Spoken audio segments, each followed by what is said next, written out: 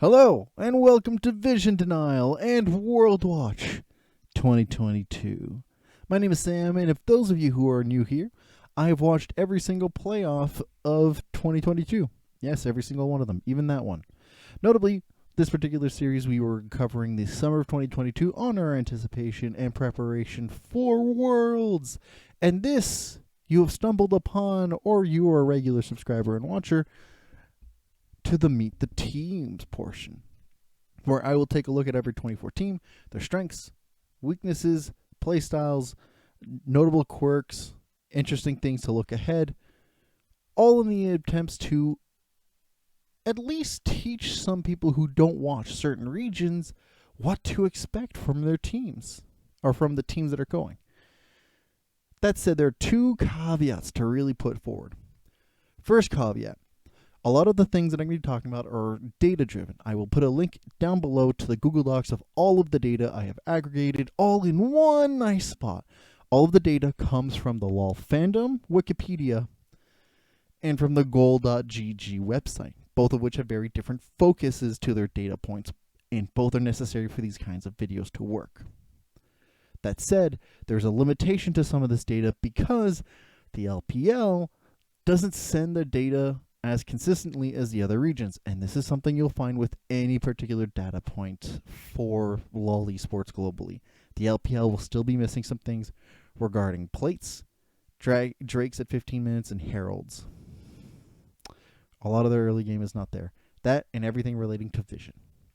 Second thing that I have to point out, a lot of the emerging regions, specifically Oceania, Turkey, Brazil, Latin America, and Japan, their teams will have some inflated stats in their favor. That being in mind, when we're looking at their stats, a lot of them will look good, notably the Chiefs and Detonation Focus Me.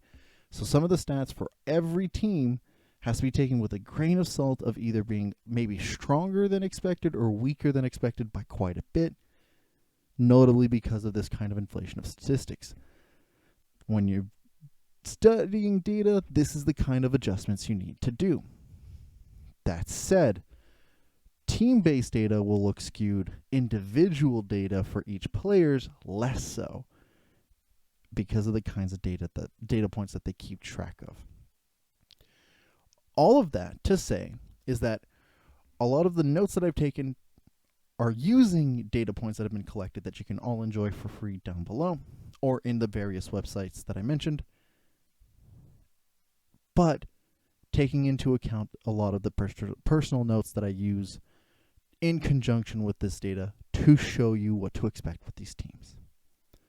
Without further ado, let's take a look at this video's team. I don't know. This is a pre-recorded message. Let's take a look. Let's meet Edward Gaming. The third seed out of the LPL in China qualified as the 14th team to make it to Worlds after defeating Royal Never Give Up in a reverse sweep in the regional qualifiers for the first round. Edward Gaming, let's take a look at their coach. We got Meiko, who's been in the coaching scene in the LPL since 2016, jumping in between Team Hurricane, Billy Gaming, Rogue, Jiejie Gaming, before eventually coming back to Edward Gaming, where he made his start, and has been since the 2021 season. Ziv, on the other hand, has been a long-time top laner in the Southeast Asian region for the LMS and PCS before briefly joining Rogue Warriors and then eventually the coaching staff of Edward Gaming. Edward Gaming is an interesting case study in terms of the way that their stats work out, because they seem fairly middle of the pack until you realize that a lot of their games are very terrible or incredibly solid, and so everything should be taken as a grain of salt. However, what is consistent about them is their application towards Drakes, of which they are either 6th, or if you adjust for the inflation of some of the smaller regions, 3rd in terms of Drake control. and their vision application, even though we do not have the concrete stats for it, are incredibly solid regarding vision denial in and of itself. Much of the way that they approach the game involves taking control of the vision of an area and applying it to fight. However, that is inconsistent with how they usually prioritize different parts of the game. And because such, teams that are really good in the early game but terrible in the late game, Edward Gaming tends to do better in the late game, and vice versa. They're better in the early game against teams that fumble there but falter against those same teams that are really good in the late game. Edward Gaming is fixed in their applications of any given stage of the game, but are lacking in some flexibility, allowing their inconsistency to really shine through, for lack of a better term. Let's meet Edward Gaming's top laner, Flandre. Those of you from the international scene will recognize him as being part of the roster that won the World Championships in 2021. He's also mostly known as having a long-standing 5-year career on Snake Esports before jumping to LNG Esports and eventually on Edward Gaming in the 2021 season, and has been fairly successful, most would say, at this point. Flandre is an interesting case because he has a high number of champions, but most of the plays on his champions are on Gnar, nearly double anybody afterwards for 14 games. And everything else from him, his CS per minute being the third best, his gold share being also the third best compared to his contemporaries, and his gold per minute and kill participation being above average, as well as his kill share. One thing you would notice then from this is his KDA being one of the worst. He's frequently side laning and pushing up his boundaries, trying to find any given moment to accumulate gold, kills, and everything in between.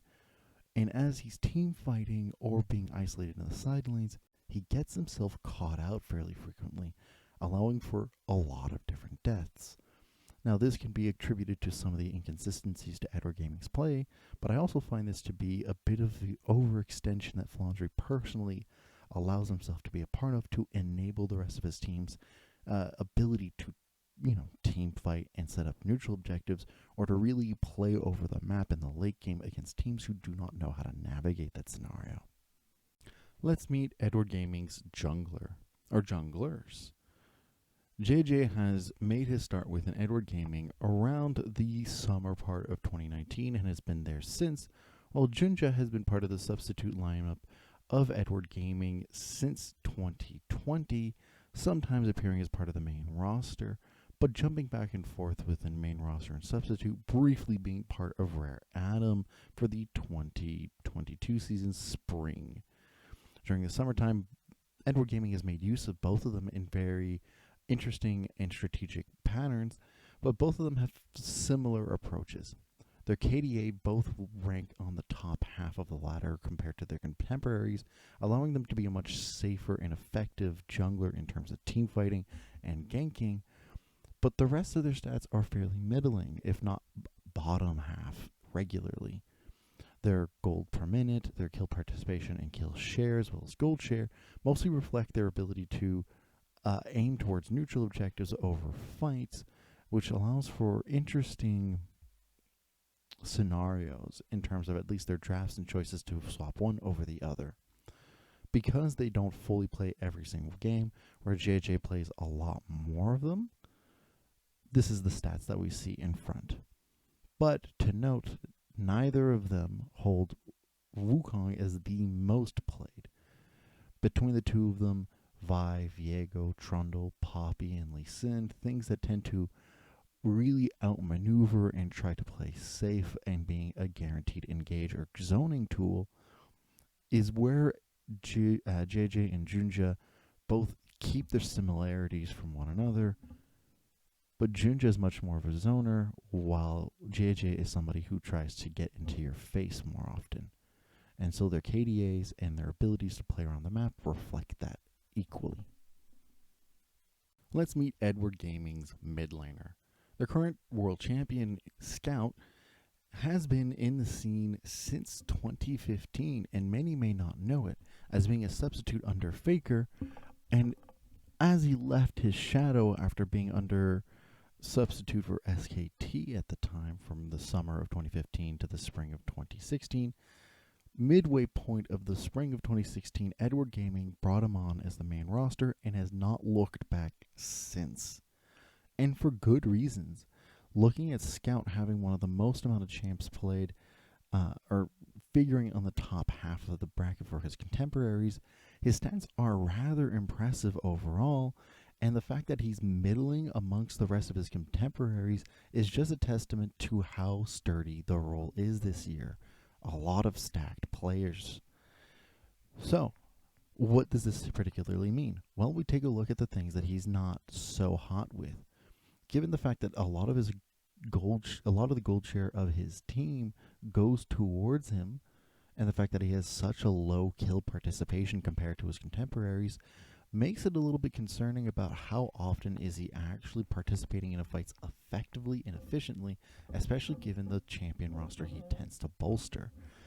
He may have a larger roster of champions to play by, but almost all of them require manipulation of zone or the ability to create engages in some way, shape, or form. Now, that's not to say that this still won't be the case. Edward Gaming is a very heavy team fighting team, but his low kill participation is noteworthy in a meta and as well as within a team that does require a lot of participation from all members of both parties around neutral objectives or efficient use of side laning. And I think that's what happens here, is that he has a lot more time side laning than he does team fighting. And this reflects within his still very high CS per minute, his very high gold per minute, and his fairly competent KDA. Let's meet Edward Gaming's bot laner, Viper. Viper, having made a big splash in the Korean scene with Griffin and then briefly on Homolife Esports for the 2020 summer, joined Edward Gaming in the 2021 season and with great success. And continues to have great success given how efficient he is at team fighting.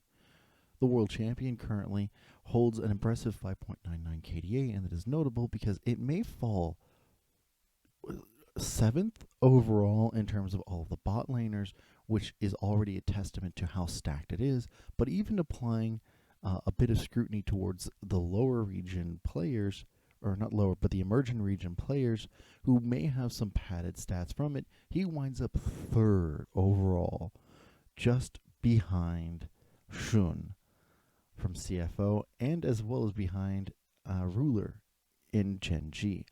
Already that should tell you a lot about how he navigates the space of teamfights to make sure that his damage output stays high. And even there, even if you don't account for some of the padded inflated stats, he is 4th in terms of kill share compared to his contemporaries.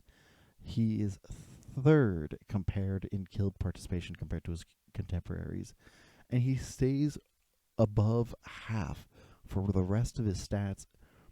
This is an impressive player to watch, and honestly comes close to possibly being one of the best bot laners going into World if Ruler wasn't there.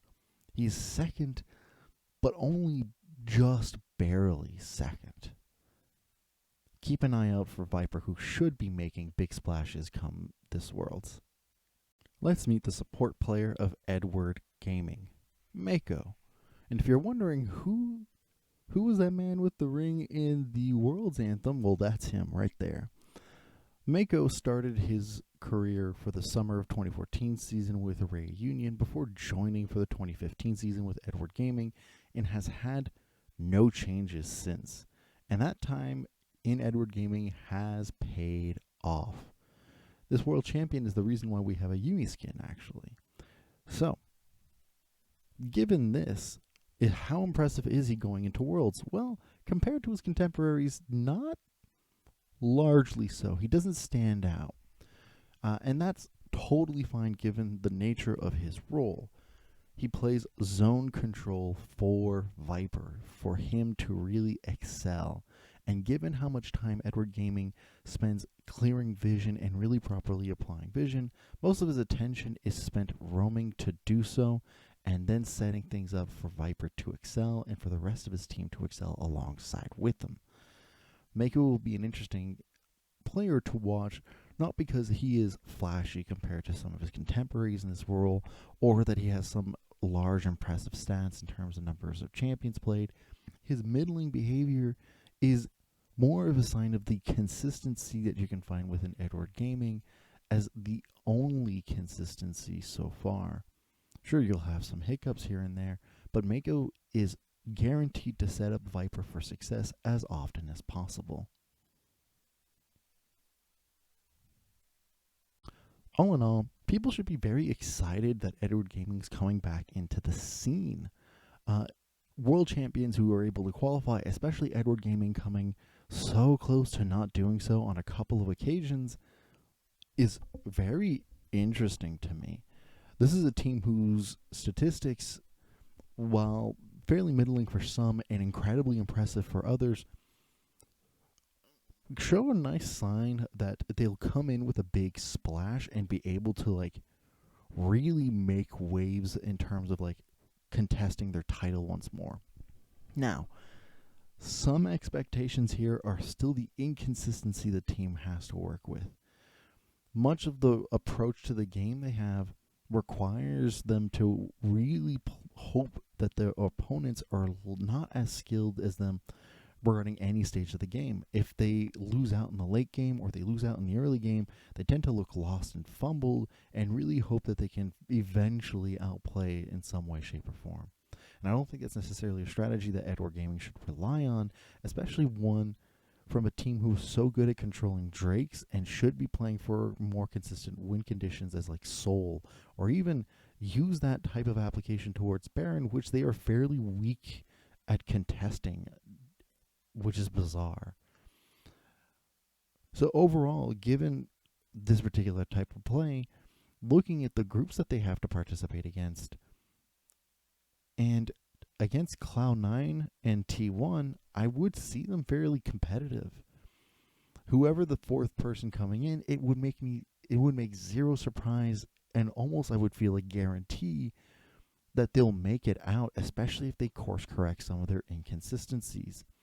Both Cloud9 and T1 have shown their kind of inconsistencies themselves, especially regarding all across the board drafting, as well as some inconsistencies regarding vision. And Edward Gaming being more consistent with vision application should be able to outplay both of them. So, expecting them to get out of groups? Yes. Expecting them to make it all the way to the end again? We'll see once groups is finished. But those are my thoughts based on the statistics and what I've been able to analyze here. I want to hear your thoughts in the comments down below. Anything and everything. Do you think Edward Gaming is a shoo-in for sure? Do you think that the other teams are more likely and that Edward Gaming is probably doomed? I doubt that, but I would like to hear your thoughts.